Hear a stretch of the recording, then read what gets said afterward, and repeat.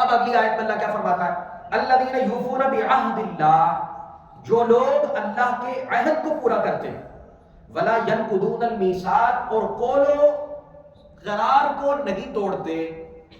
آپ کو پتا ہے ایک وعدہ الست ہوا تھا ہماری ارواح سے، کل ارواح کو اللہ نے جمع کیا تھا، اور جمع کر کے اللہ نے کیا کہا تھا؟ الست بربکم، کیا میں تمہارا رب نہیں؟ تو ہر روح نے پکارا تھا بلا، کیوں نہیں، تو ہی تو ہمارا رب ہے۔ یہ اللہ سے وعدہ کر کے آئے ہیں، جسے آج آپ بھول گئے۔ اللہ فرما رہا ہے وَالَّذِينَ يُوفُونَ بِعَهْدِ اللَّهِ، فرمایا جو لوگ اللہ کے عہد کو پورا کرتے ہیں کہ ہمارا رب کون ہے؟ اللہ۔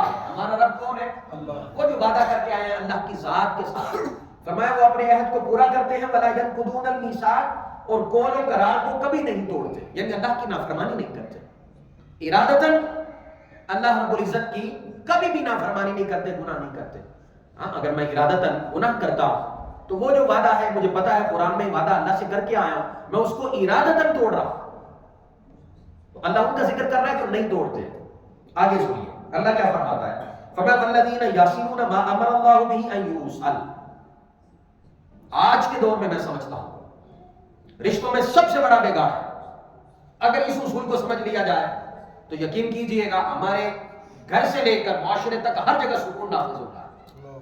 اللہ کیا فرماتا ہے والذین یصلون ما امر اللہ بہ ان یوصل، اور جو لوگ ان سب کو جوڑے رکھتے ہیں جنہیں جوڑنے کا اللہ نے حکم دیا، جن رشتوں کو اللہ نے جوڑنے کا حکم دیا ہے اسے توڑتے نہیں ہیں، وہ صلہ رحمی کرتے ہیں۔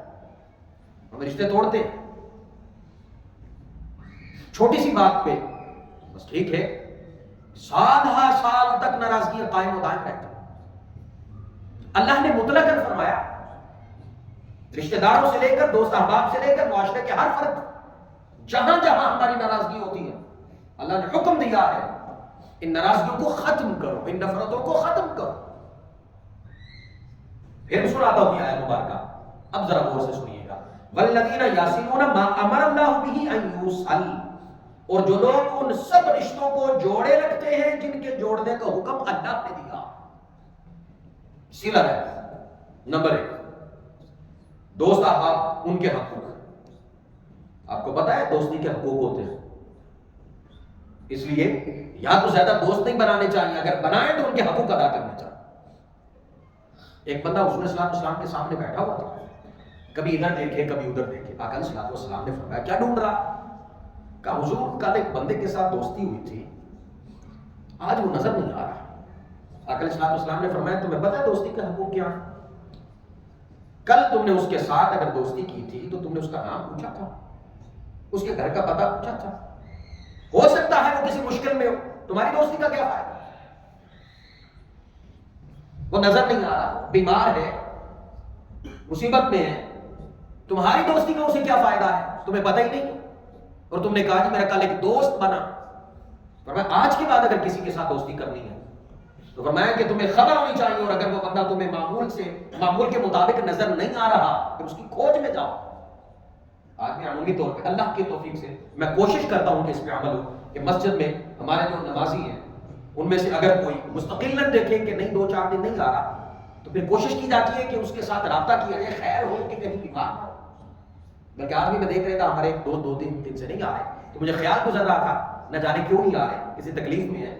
دیکھیں یہ دوستی کے حقوق بڑے، ان میں ہمارے فائدہ، آپ کسی کا اتنا خیال کریں تو آپ کا خیال نہیں کرے گا، محبت ہی بڑھے گی نا۔ ہم دنیا میں کرنے کے آئے ہیں، محبتیں بانٹنے آئے ہیں، نفرتیں بانٹنے آئے ہیں۔ اللہ فرماتا ہے جو لوگ ان سب رشتوں کو جوڑے رکھتے ہیں جن کے جوڑنے کا اللہ نے حکم دیا ہے، اور اگلی بات فرمایا وَيَخْشَوْنَ رَبَّهُمْ، اور اپنے رب کی خشیت میں رہتے ہیں، وحشت میں نہیں۔ وحشت کیا ہے؟ اللہ سے اتنا ڈرنا کہ اللہ کے قریب نہیں آنا، یہ وحشت ہے۔ اس طرح اللہ سے کبھی نہیں ڈرنا۔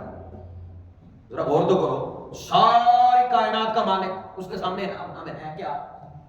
چلتے چلتے وہ کسی چیز کو حکم دے تو وہ الٹا دے ہمارے سر پہ پھینک دے، ہم مر گئے، بات ختم۔ بات اتنی سی ہے نا، وہ کہتا ہے نہیں میں اتنا بڑا ہوں، میری رحمت اتنی بڑی ہے، پھر وحشت میں کیوں رہتا ہے؟ مجھ سے دور کیوں رہتا ہے؟ ہاں خشیت کے ساتھ رہ، میری نافرمانی سے ڈر، اور نیک اعمال کر کے وہ بہت بڑی جزا دے گا. یہ خشیت ہے. اب آگے اللہ کیا فرماتا ہے؟ وَيَخَافُونَ سُوءَ الْحِسَابِ، اور برے حساب سے ہمیشہ ڈرتے رہتے ہیں. آج ہمیں آخرت یاد ہوتی تو میرا اور آپ کا یہ حال ہوتا جو ہو رہا. اللہ فرماتا ہے وہ لوگ جو برے حساب سے ڈرتے ہیں، کہیں کے خائف رہتے ہیں کہ کہیں ہمارا حساب ہی یہ نہ ہو کہ اللہ کے حضور کیا جواب دیں گے، کیسا حساب. اور جو بندہ جس کی ڈائریکشن یہ بن گئی نا میں نے اللہ کو جواب دینا ہے، میرا حساب لینا ہے، تو پھر اس کے اعضائے بدن سے گناہ سرزد نہیں ہوتے. جب اللہ بھولتا ہے، جب بندے کے دل میں اللہ نہیں رہتا تب وہ گناہ کی طرف جاتا ہے. اور میں سمجھتا ہوں کہ دنیا کے اندر کوئی ایسا اصول نہیں ہے، یہ میری ذاتی بات ہے، ایک دو عالم دین سے بھی میں نے سنی تھی، لیکن میں اپنی بات کر رہا ہوں، اس سے اختلاف کیا جا سکتا ہے. میں سمجھتا ہوں کائنات کی کوئی بھی شے اب اس کو اللہ کا فضل نہیں کہہ سکتے، اسے اندازہ نہیں کر سکتے کہ اللہ کا آپ پہ فضل ہے. اگر آپ نے چیک کرنا ہو نا آپ پہ اللہ کا فضل ہے یا نہیں. میں یہ روحانی دنیا کی بات کر رہا ہوں، تصوف کی بات کر رہا ہوں. اگر کسی نے دیکھنا ہو، بھائی دیکھیں نا مال آ رہا ہے تو ٹھیک ہے، ہم کہتے ہیں اللہ کا فضل ہے، رزق ہے اللہ کا فضل ہے، لیکن حقیقی فضل دیکھنا ہے نا اللہ کا مجھ پہ ہے یا نہیں، وہ قرب والا فضل. تو پھر دیکھیں کہ آپ عین گناہ کی سہولت اللہ آپ کو ملی ہے، شیطان نے آپ کو گناہ کی ساری سہولتیں دے دی ہیں، آپ گناہ کے بالکل کرنے کے قریب ہیں، کوئی رکاوٹ نہیں ہے.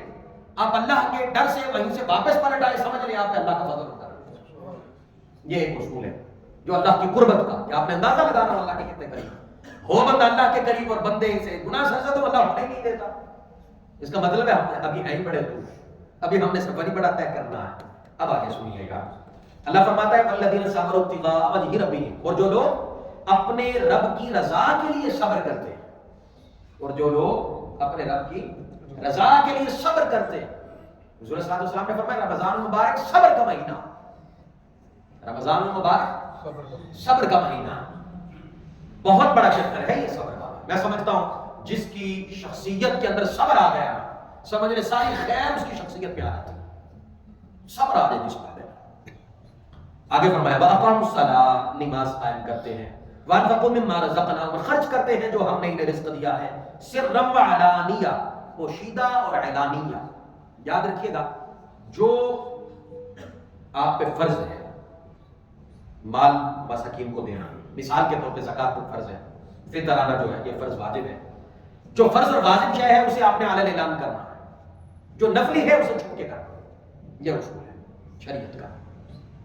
وہ جو ریاکاری والا معاملہ ہے عمومی طور پہ وہ نفلی بات کے اندر، ہاں نیت انسان کی درست ہو، اس کی ریاکاری کی، اس کی نیت میں کوئی اور بات ہے تو وہ اجر اللہ دینے والا ہے. تو یہاں سر علانیہ کہ وہ خرچ کرتے ہیں پوشیدہ اور اعلانیہ. اور پھر فرمایا اگلی بات، یقین کیجئے گا میں اپنی بات کر لیتا ہوں کہ ہم میں یہ بات آ جائے نا تو جو پرسنالٹی ہے انسان کی شخصیت ہے اس کا نقطہ عروج ہمیں مل جائے. اور یاد رکھیے گا شخص مرتا ہے شخصیت کبھی نہیں مرتی. موت شخص پہ آتی ہے شخصیت پہ نہیں آتی. شخصیت زندہ جو یاد نہیں ہے وہ شخص ہے، وہ کردار نہیں بنا سکے. سنیے یہ اصول اللہ کیا فرماتا وَيَدْرَؤُونَ بِالْحَسَنَةِ السَّيِّئَةَ، فرمایا وہ لوگ نیکی کے ذریعے برائی کو دور کرتے رہتے ہیں. کوئی کسی کے ساتھ برا کر دے، فرمایا یہ برا نہیں کرتے، کیا کرتے ہیں؟ اسی کے ساتھ نیکی کرتے ہیں جو اس کے ساتھ برا کرتا ہے. کتنی بڑی بات ہے، کتنی بڑی بات ہے. یقین کیجئے گا بندے کے اندر یہ صفت آ جائے نا تو میں سمجھتا ہوں اللہ کی صفات کا رنگ چڑھ گیا اس بندے پہ. تخلقوا باخلاق اللہ، حضور نے فرمایا اللہ کے اخلاق میں رنگے جاؤ.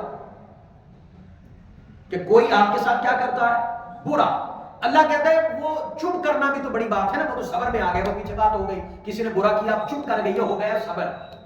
اب اسے اگلا مرحلہ کیا ہے وَيَدْرَؤُونَ بِالْحَسَنَةِ السَّيِّئَةَ، صبر بھی کرتے ہیں اور پھر برائی کا جواب نیکی کے ساتھ دیتے ہیں. یہ صبر سے اگلا مرحلہ ہے. مالک اگر کوئی ایسا کرے کوئی انعام بھی تو ہوگا. اللہ کہتا ہاں ہے. اولئک لہم عقبی الدار، یہی وہ لوگ ہیں جن کے لیے آخرت میں نے حسین گھر تیار کر رکھا ہے، خوبصورت محل بنا رکھا ہے. اندازہ کیجئے گا آپ گھر میں تھوڑے سے پودے شودے لگائیں، ہاں جی بڑا مینٹین کریں گھر کو، کتنا خوبصورت لگتا ہے. یہ آپ بنائیں اور آپ اسے سجائیں اور آپ کا اس کے ساتھ اس قدر محبت پیدا ہو جاتی ہے. اور جو گھر آپ کے لیے اللہ نے سجایا